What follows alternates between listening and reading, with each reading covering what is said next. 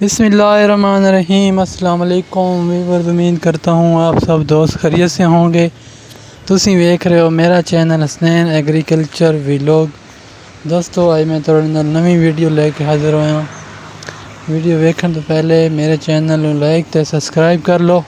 یہ تھوڑے وال میں حوصلہ دیواں تے گفٹ ہوسی تاکہ میں تھوڑے نال نویں انفارمیشن شیئر کر سکاں۔ دوستو یہ چاول کی فصل ہے، کائنات ٹھیک ہے، ماشاءاللہ صحت مند فصل ہے، اچھی اور جڑی بوٹی سے پاک صاف اور صاف ستھری فصل ہے۔ ٹھیک ہے دوستو، یہ آپ کے سامنے جو آپ کو نظر آ رہی ہے، ذرا دیکھ لیجئے۔ اچھی پیداوار حاصل کرنے کے لیے اچھی سیڈ کا انتخاب کرنا ہوتا ہے۔ ٹھیک ہے، جڑی بوٹیاں اس میں نہیں ہونی چاہیے، اچھی پیداوار تب بھی ہم حاصل کر سکیں گے۔ جب اس میں جڑی بوٹیاں ہوں گی تو پھر بیماری کا اٹیک بھی زیادہ ہوگا۔ صاف ستھری فصل میں بیماری کا اٹیک کم ہوتا ہے، اس لیے کوشش کریں گے اس میں جڑی بوٹیاں نہ ہوگیں۔